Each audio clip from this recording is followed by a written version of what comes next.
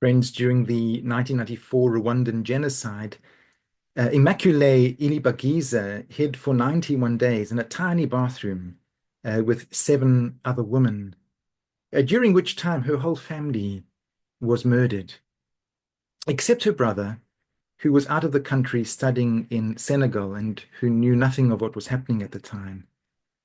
In the years that followed, in an act of profound courage and grace, she chose to forgive the perpetrators, the murderers, saying that harboring hatred would only destroy her own heart.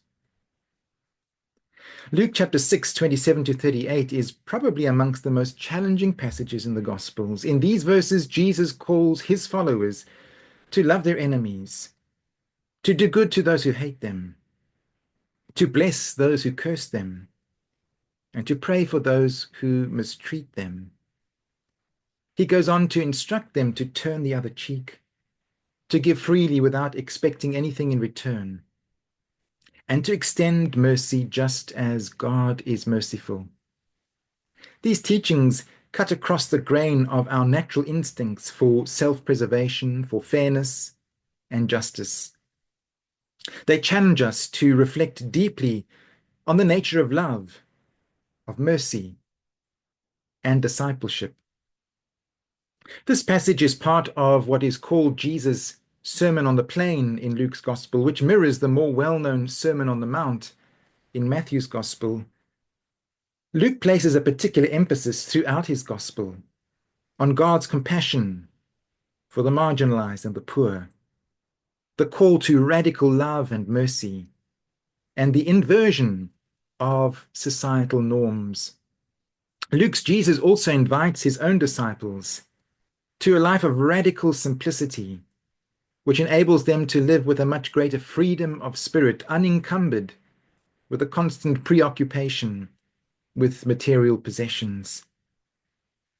And so combined with this, Luke's gospel presents a vision of a kingdom governed by grace and not by retribution. In this passage, Jesus offers a concrete expression of this vision: love without limits, mercy without conditions. It's a love that goes beyond human reciprocity and mirrors the boundless compassion of God. For God is kind to the ungrateful and the wicked, says Jesus. This radical teaching naturally raises difficult and uncomfortable questions. Does this passage require Christians to be pacifists? Historically, the Christians of the first 2 centuries interpreted it in this way.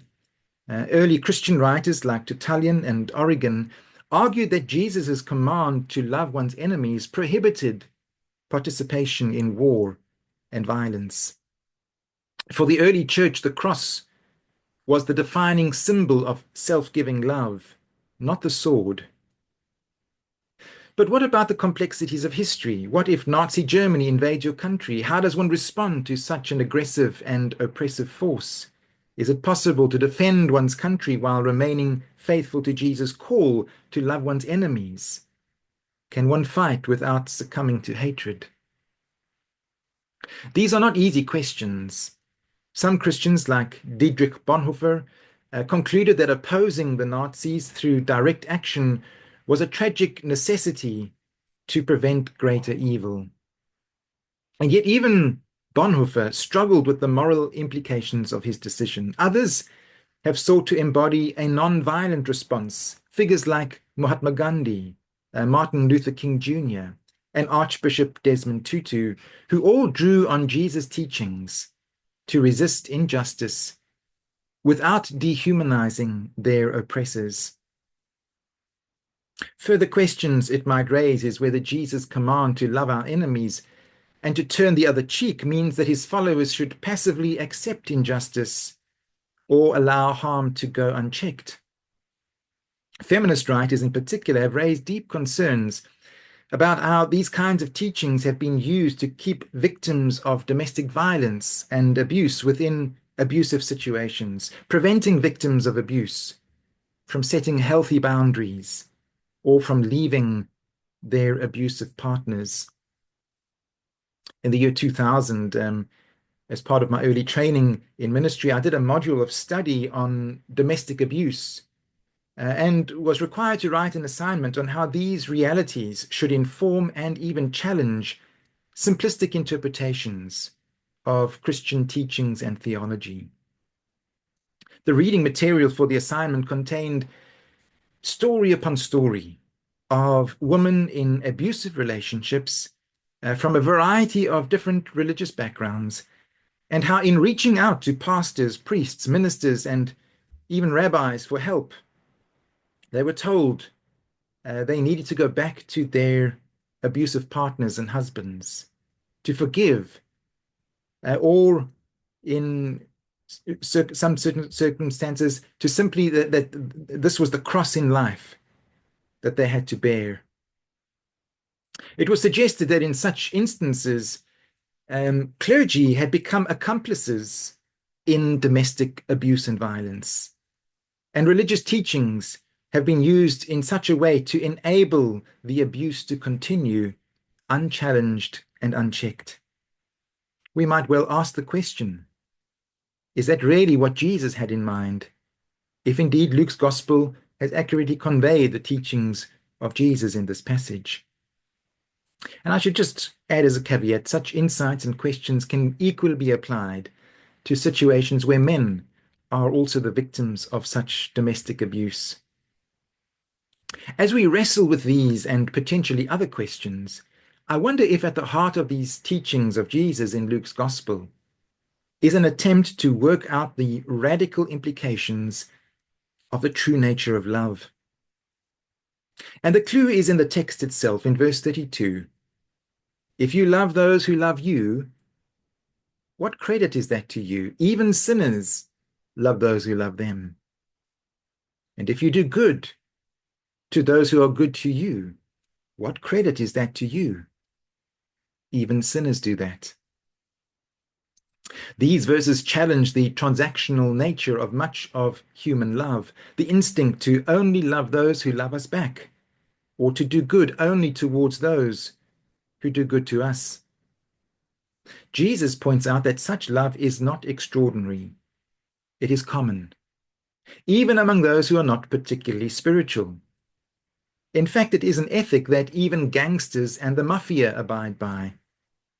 What Jesus is suggesting is that only loving those who offer love in return is ultimately, in fact, a self-centered and self-serving love. And thus love given for purely transactional purposes in this way, for getting something back in return, is not in fact true or pure love at all. True love, according to Jesus, is not self-serving or conditional. It is generous, extending itself beyond the boundaries of relationships of affinity or of expected return. Jesus' words, according to Luke, are suggesting that for love to be true and pure, it ultimately needs to be selfless. What then does one make of Jesus' teaching here in Luke that we should love our enemies? Jesus does not suggest in this passage that this is optional. Why does Jesus think it's necessary? Why might it be important? And perhaps there might be two responses to these questions.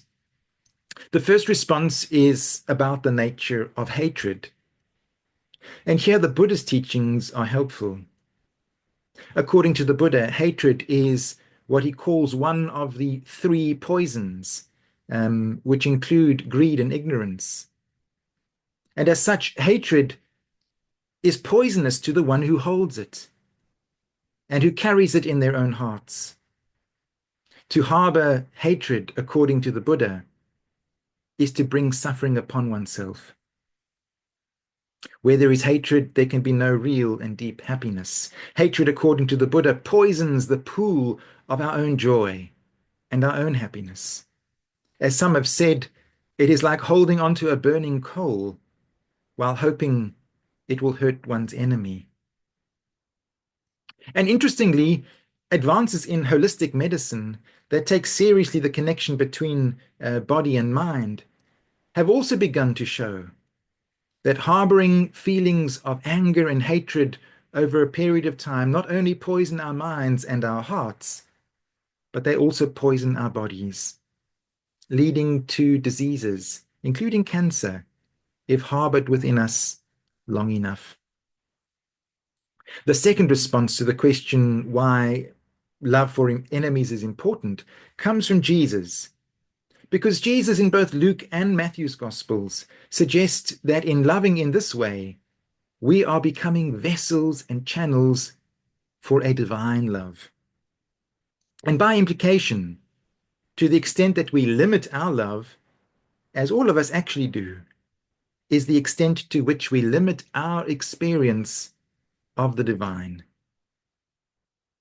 But there's some really good news in all of this for those of us who are really struggling to love in this way.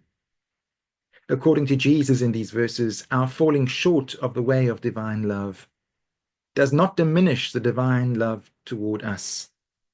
It might limit our experience of that divine love, but it cannot and will not limit or change the divine love itself towards us. For as Jesus says in the passage, the Most High is kind to the ungrateful and to the wicked. When I hear these words of Jesus in Luke and the parallel words in Matthew's Gospel, I'm not sure how any Christian can take seriously the idea of God casting sinners into some kind of hell for all eternity. Such a view of God seems quite antithetical to the view that Jesus gives in this passage. And how can it be possible that Jesus should call us to love our enemies if, in the final analysis, God does not hold God's self to the same standard? Getting back to Luke's Gospel, rather than inviting his followers to passively accept abuse, some theologians and biblical commentators suggest that the words of Jesus in this passage were meant to be understood as non-violent acts of resistance towards an oppressive and abusive occupying Roman army. In a situation of oppressive and brutal occupation, such as the Jews experienced under the Romans, violent resistance would only have brought about more violence and even harsher treatment.